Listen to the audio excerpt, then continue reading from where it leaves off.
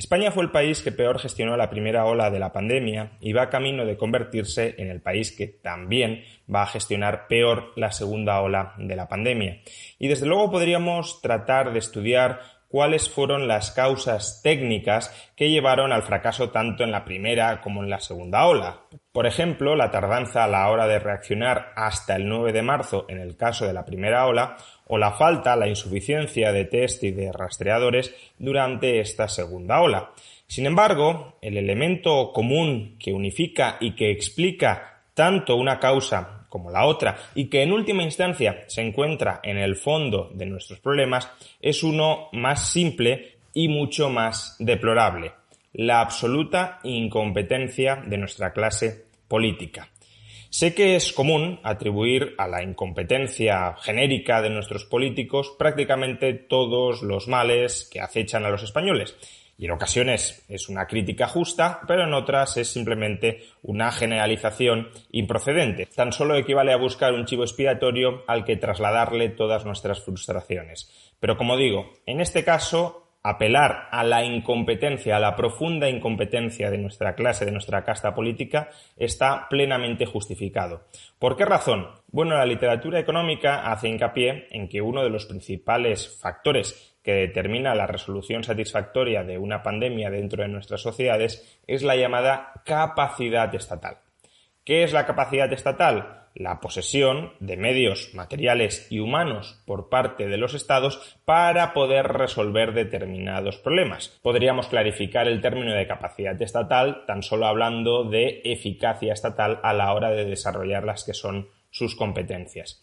Desde luego, a los liberales el término capacidad estatal nos produce algo de urticaria, porque el objetivo último del liberalismo es minimizar el tamaño del Estado y la injerencia del Estado dentro de nuestras sociedades. Incluso algunos liberales querrían ver cómo el Estado desaparece por entero.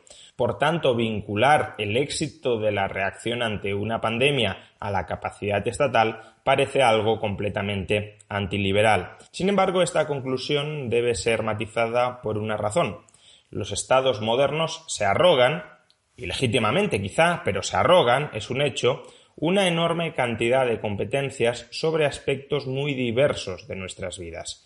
Y muchas de esas competencias se las arrogan con carácter monopolístico, es decir, solo ellos pueden desempeñar competencias, funciones en ese ámbito. Si eso es así y algunas de esas funciones son cruciales para que la sociedad pueda funcionar correctamente, entonces, desde luego, el Estado, que se arroga un monopolio sobre esas funciones cruciales para el funcionamiento de la sociedad, deberá al menos ejercer esas funciones que se arroga monopolísticamente de manera eficaz. ¿Que idealmente el Estado no debería arrogarse un monopolio sobre esas funciones? Bien, eso es parte del debate, de la propuesta, del planteamiento liberal. Pero si el Estado se arroga un monopolio en esas funciones, como poco habrá que esperar que las desarrolle eficazmente. Por ejemplo, imaginemos que el Estado se arroga un monopolio completo sobre la construcción de infraestructuras dentro de un país. Sería un tanto absurdo decir que lo ideal es que el Estado no haga nada en materia de infraestructuras porque solo el Estado, debido a una decisión estatal, es capaz de actuar en el sector de las infraestructuras. Si las infraestructuras son vitales para que una economía pueda florecer, si el Estado se ha arrogado un monopolio en ellas, como poco habrá que esperar que lo gestione bien, es decir, que construya justamente aquellas infraestructuras que generan un mayor valor económico para el resto de la sociedad. ¿Que sería preferible que el Estado no tuviera un monopolio en materia de infraestructuras y que por tanto el sector privado pudiese localizar las oportunidades de ganancia, es decir, aquellas infraestructuras que son relativamente más valiosas? Sí, pero mientras eso no suceda, el monopolio que se arroga el Estado en materia de infraestructuras tendrá que ejercerlo adecuadamente.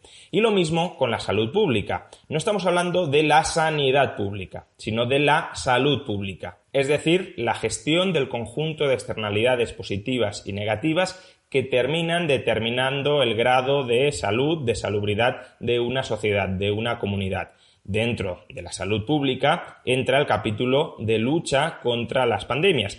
Y el Estado, como digo, se arroga un monopolio sobre la salud pública y también sobre la gestión de las pandemias. Por tanto, dado que no se permite que el sector privado, que comunidades privadas de propietarios adopten determinadas medidas. Por ejemplo, solo el Estado puede decretar una cuarentena sobre una determinada zona de una ciudad. Entonces habrá que esperar que el Estado ejerza esas competencias con eficacia para combatir la pandemia. ¿Y qué significa eficacia? Ser capaz de derrotar a la pandemia.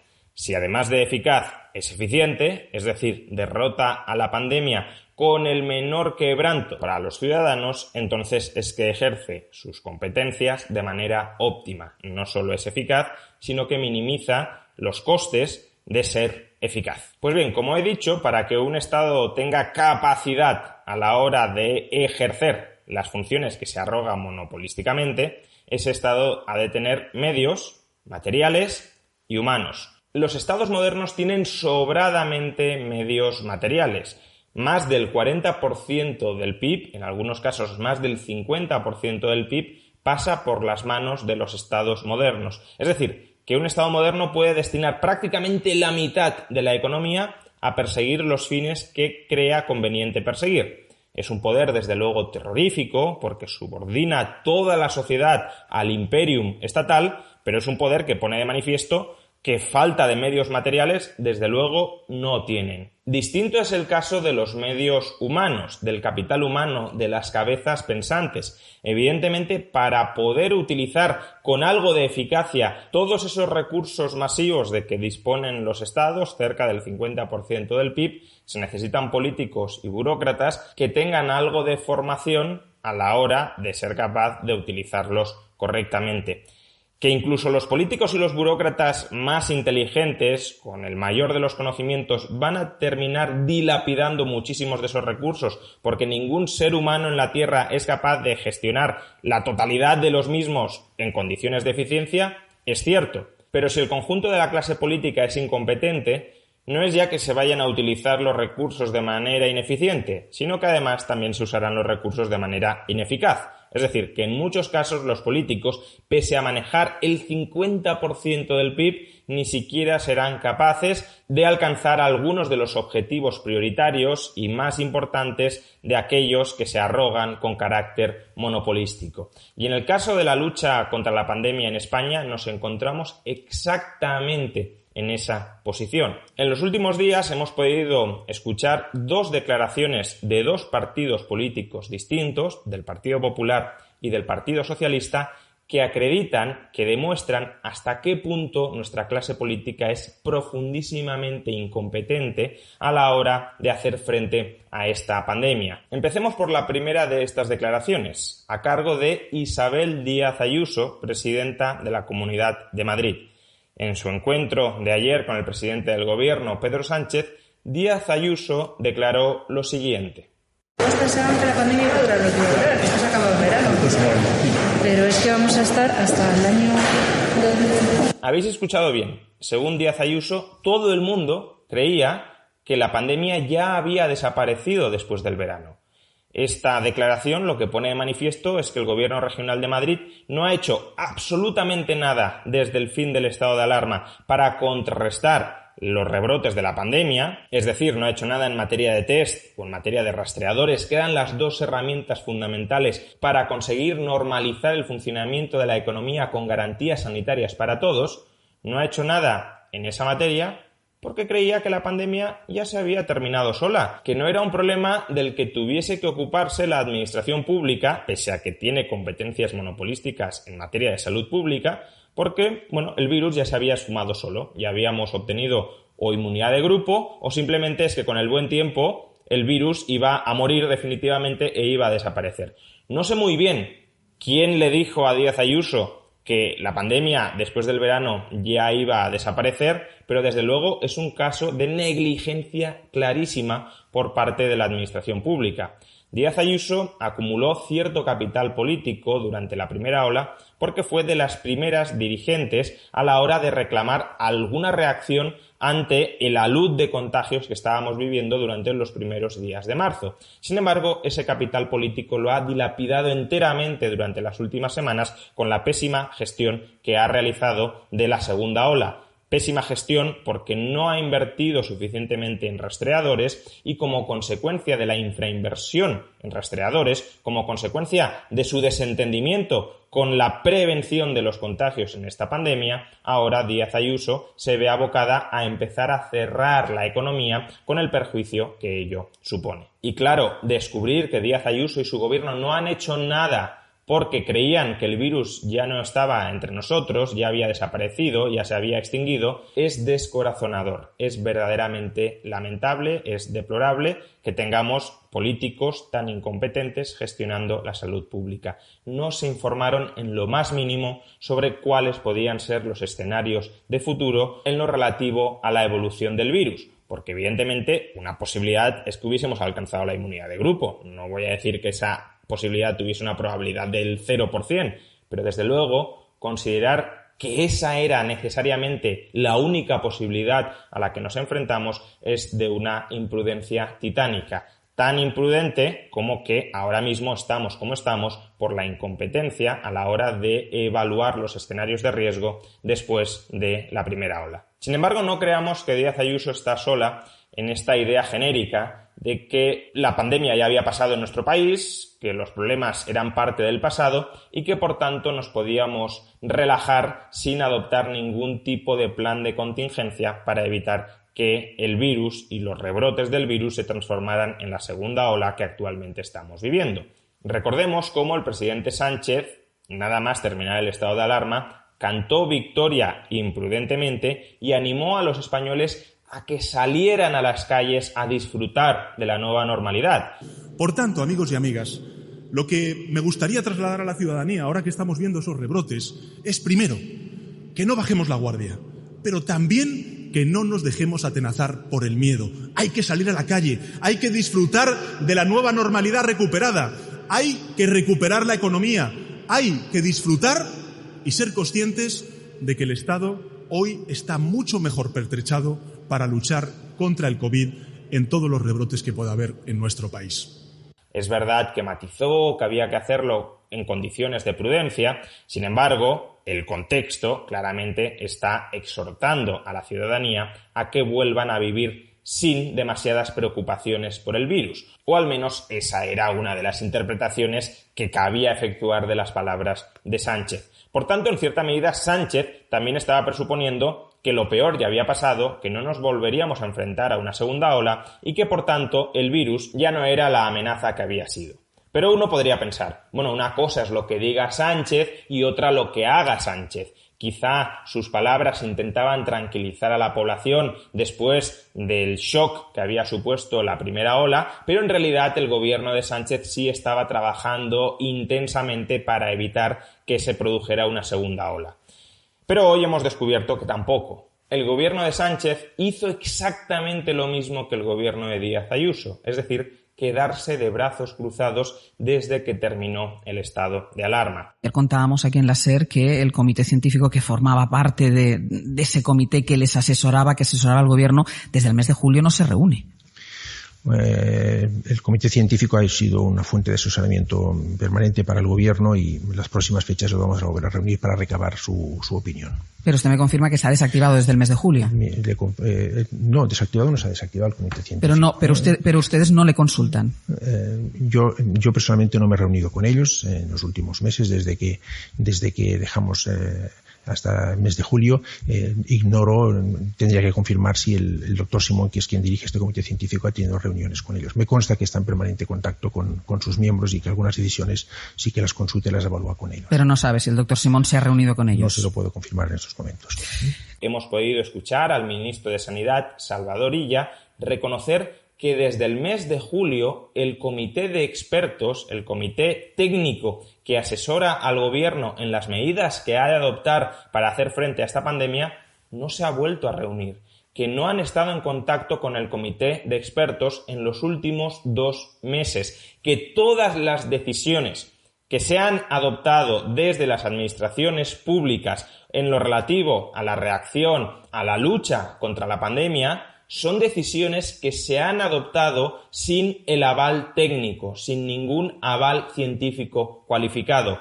Y entre esas decisiones incluyo una decisión crítica y tremendamente irresponsable, como ha sido la obligación, no la posibilidad, sino la obligación de todos los padres de llevar a sus hijos a la escuela, pese a que la pandemia, sobre todo en algunas zonas de España, está abiertamente descontrolada. Desde el gobierno se nos dijo que llevar a nuestros hijos a las escuelas era algo completamente seguro. La escuela, en este momento, tal y como se está preparando, es mucho más segura que otros ámbitos a los cuales se pueda llevar, otros ámbitos de socialización a los cuales se pueda llevar o conducir al alumno. Que en ningún sitio iban a estar más seguros que en la escuela. Esos mensajes, que fueron acompañados con la amenaza de que la Fiscalía iba a intervenir contra aquellos padres que no llevaran a sus hijos a las escuelas, esas declaraciones no estaban avaladas por ningún comité de expertos. Fueron declaraciones que este gobierno se sacó de la manga para tratar de conseguir el propósito que quería conseguir, que era que los niños fueran a los colegios sí o sí, a pesar de la situación epidemiológica de este país. Recordemos que la Organización Mundial de la Salud recomienda encarecidamente no reabrir los colegios si los contagios por millón de habitantes superan los 200 en los últimos 14 días. Pues bien, la mayor parte de España está superando los 200 casos. El conjunto de España supera los 200 casos. Y en Madrid hay distritos que superan los 1000 casos. Pues bien, pese a ello, el gobierno insistió en que teníamos que llevar a nuestros hijos a las escuelas, nos amenazó con la Fiscalía si osábamos desafiar sus decisiones, y ahora resulta que todo este programa de enviar forzosamente a los niños a las escuelas porque las escuelas supuestamente eran espacios seguros, era una decisión no avalada por ningún técnico, no avalada por ningún experto. ¿Cómo es posible que si España está sometida ya a una devastadora segunda ola, el gobierno no haya reunido a su comité de expertos para asesorarse sobre cuál es la situación en la que estamos y sobre cuáles son las distintas alternativas que podemos adoptar? Pues porque el gobierno de España es también profundamente incompetente. Hace dejación absoluta de sus funciones y, por tanto, nos deja absolutamente desprotegidos frente a la pandemia. En definitiva, no es casualidad que España fuera tanto el peor país en la primera ola como que probablemente terminemos siendo el peor país en la segunda ola.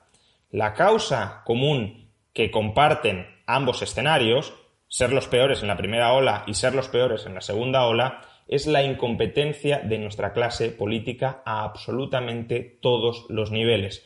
Nuestros políticos tienen muchísimo más poder del que son capaces medianamente de manejar. Tienen todo el enorme y brutal poder estatal a su servicio y, sin embargo, como vemos, unos presuponen que la pandemia ya ha desaparecido y los otros probablemente presupongan lo mismo, pero no lo dicen y en todo caso actúan como si la pandemia ya hubiese desaparecido. Son políticos que no están absolutamente capacitados para ejercer el enorme poder que tiene el Estado. Y por tanto, de esa incompetencia deriva la desastrosa situación actual en la que nos encontramos.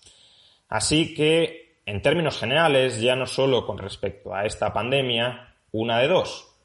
O mejores políticos llegan a los puestos de mando, que esta sería la visión tecnocrática, intervencionista de los estados gigantescos, o, más bien, de manera más realista y de manera más justa con los derechos de los ciudadanos, reducimos el enorme poder del Estado. Si nadie va a ser capaz de manejar, ya no eficientemente, sino siquiera eficazmente, el enorme poder que se arroga monopolísticamente el Estado, nada mejor que el Estado devuelva esos poderes a los ciudadanos para que estos puedan autoorganizarse a la hora de satisfacer sus metas, a la hora de satisfacer sus fines. Pero en todo caso, y hasta que llegue ese escenario liberal deseable, a corto plazo, como poco, hemos de exigir responsabilidades por la negligente actuación a todos los niveles, gobiernos regionales y gobierno central, a todos los niveles, negligente actuación de nuestra clase política. Es absolutamente intolerable que después del enorme sacrificio económico y humano que supuso el estado de alarma, nuestros políticos hayan dilapidado completamente ese esfuerzo y volvamos a estar en una situación epidemiológica totalmente descontrolada. Si nuestros políticos hubiesen tomado medidas razonables en el ejercicio de las competencias que monopolísticamente se arrogan, uno podría lamentar la mala suerte que ha tenido España a la hora de enfrentarse a 2 olas de la epidemia tan devastadoras. Sin embargo, lo que vemos es que nuestros políticos han sido profundamente incompetentes antes, durante y después a la hora de combatir esta pandemia. Y por tanto, que la economía española esté destrozada, que miles de personas hayan perdido su vida como consecuencia de los contagios masivos, es responsabilidad directa de esa incompetencia. Es responsabilidad directa de no haber hecho caso de la amenaza que suponía el virus ni en el mes de febrero, ni en el mes de marzo, ni en el mes de julio, ni en el mes de agosto.